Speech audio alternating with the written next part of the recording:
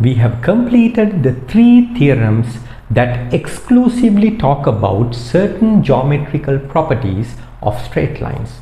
So I think it is high time for us to do a few problems related to these 3 theorems. So the only requirement that you need to solve these problems is the awareness of theorem number 1, theorem number 2 and theorem number 3.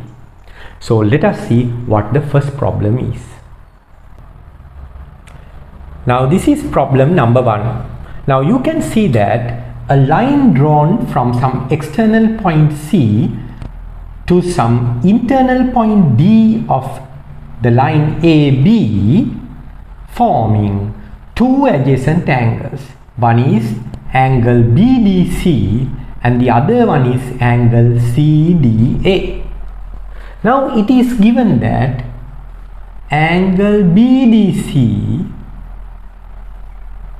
is 55 degrees. So you are asked to find out the magnitude of angle CDA. What is CDA? How are we going to find the magnitude of angle CDA? Now we know from theorem number 1 that the sum of CDA and BDC is 180 degrees. Sum of CDA and angle CDA and angle BDC is going to be 180 degrees from theorem number 1. Okay. Now it is given that angle BDC is 55 degrees. It's given. Okay, it's given. Therefore, the sum of CDA and 55 degrees is going to be 180 degrees. From this we can come to the conclusion that angle CDA is equal to 180 degrees minus 55 degrees, which is 125 degrees. Okay, so CDA is 125 degrees. Okay, that is how we find out the magnitude of angle CDA. This is a very simple, straightforward problem. So one might wonder, why writing all these steps? Is it really necessary to make this simple problem complicated? Why can't one just write in the answer sheet that angle CDA is 180 degrees minus 55, which is 125 degrees? Why can't you write it like that? Why do you have to make this so complicated? The thing is, we are not making things complicated. We are keeping it simple by writing down all these steps.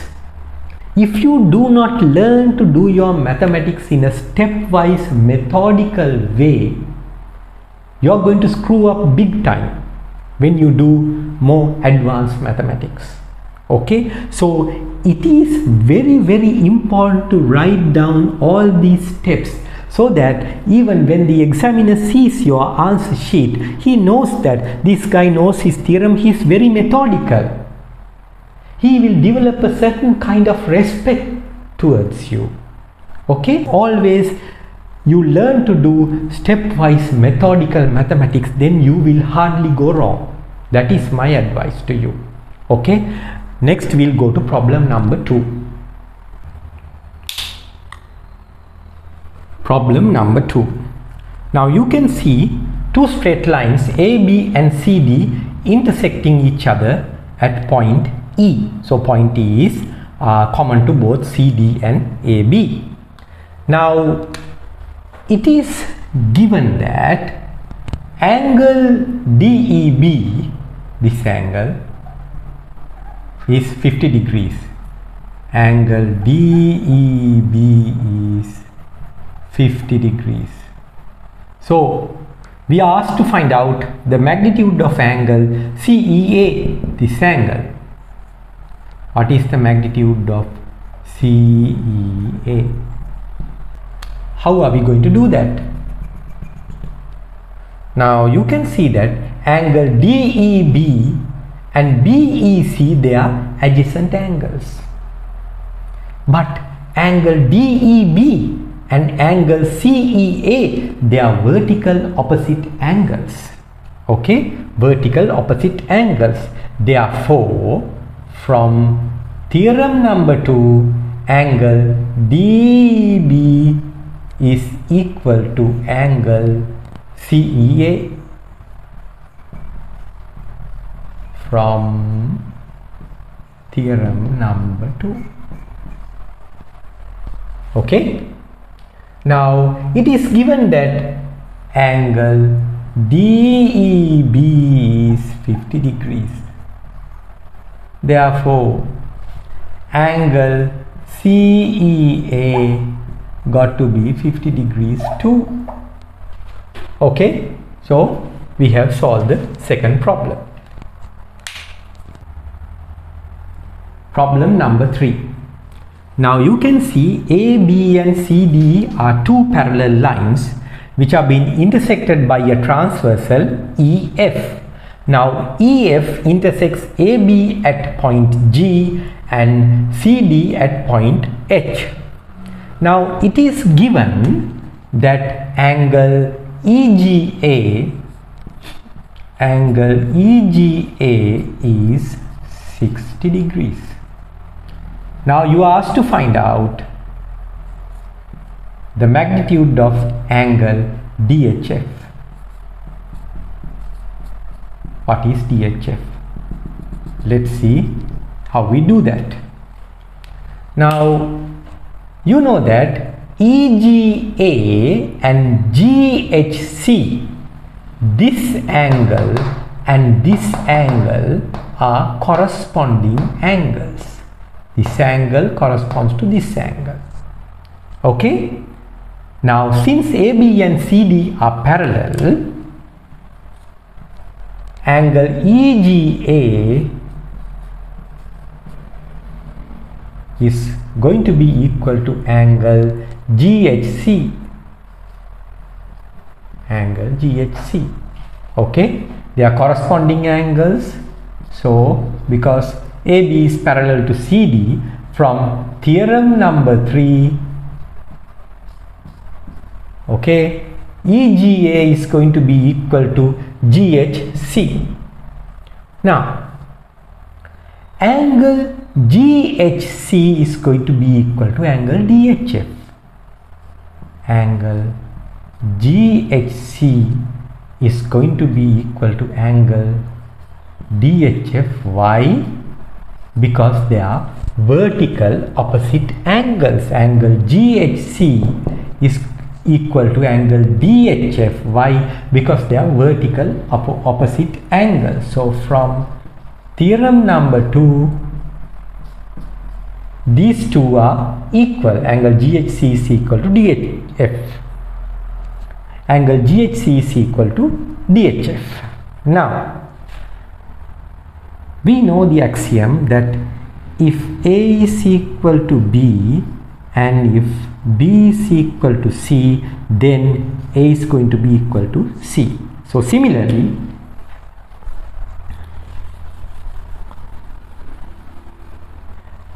EGA is equal to GHC and GHC is equal to DHF. Therefore, angle EGA is equal to angle DHF. Okay. Now EGA is 60 degrees, that is given. Therefore, angle DHF must be 60 degrees. Okay, must be 60 degrees. If EGA is 60 degrees, then DHF invariably becomes 60 degrees. Okay, that is how we solve problem number 3. Problem number 4. Now you can see three lines, line A, B, C, D and E, F being intersected by a transversal line GH. Now GH intersects line AB at I, CD at J and EF at K. Now it is given that AB is parallel to CD and CD is parallel to EF. Mind you, it is not talking about the fact that AB being parallel to EF. It only says that AB is parallel to CD and CD is parallel to EF. Right? Now you are asked to prove that angle AIG is equal to angle FKH. How are we going to do that?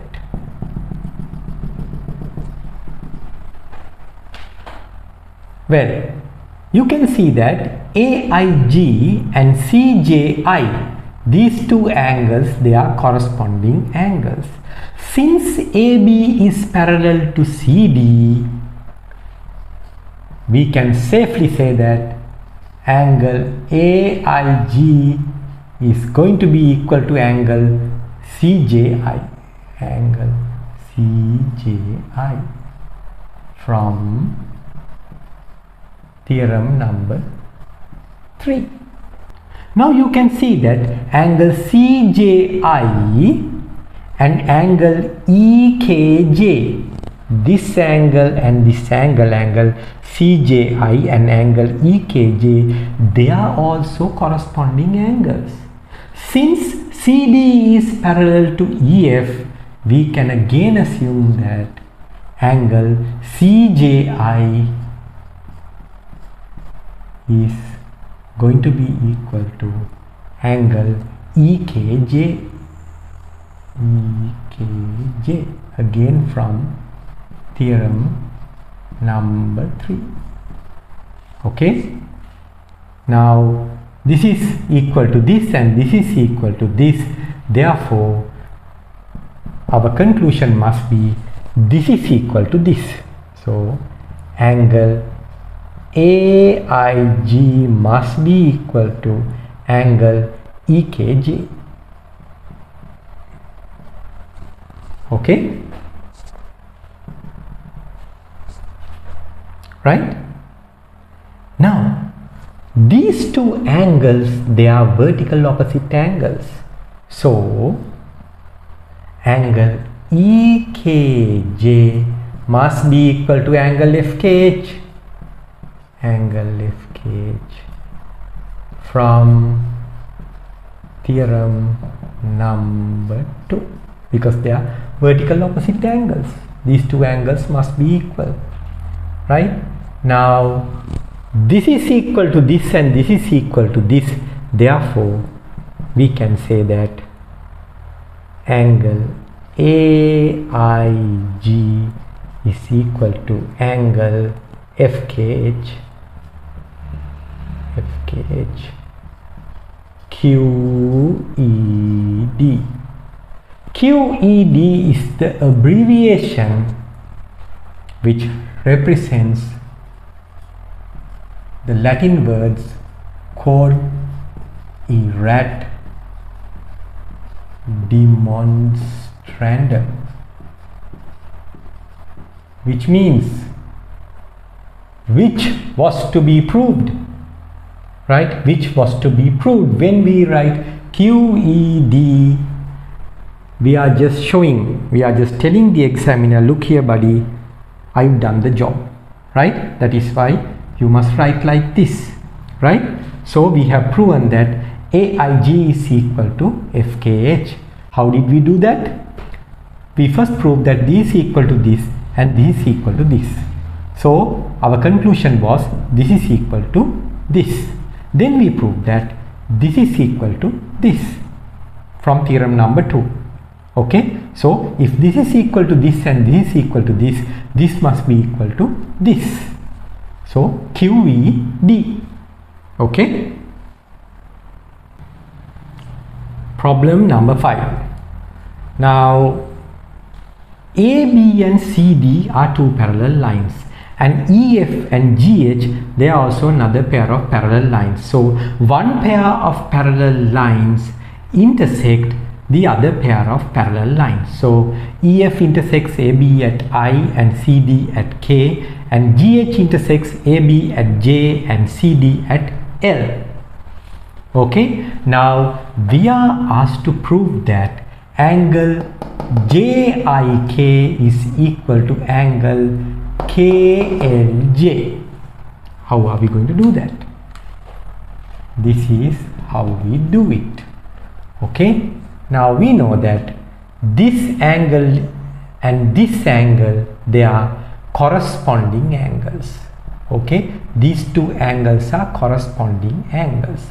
Since AB is parallel to CD, we can say that these two corresponding angles, angle JIK is equal to angle FKL. FKL, right? They are equal. This angle is equal to this angle, angle FKL, from theorem number 3. Okay, now we know that this angle and this angle, they are interior alternate angles, right? This angle and this angle are interior alternate angles. Since EF is parallel to GH, these two angles are equal. Angle FKL is equal to angle JLK, angle JLK or KLJ. Okay, we'll call it KLJ, angle KLJ. Okay, this angle is equal to this angle, angle FKL is equal to angle KLJ. Okay, now since JIK is equal to FKL and FKL is equal to KLJ, we can safely say that angle JIK is equal to angle KLJ. Angle JIK is equal to angle KLJ, right? Which was to be proved. We've done the job.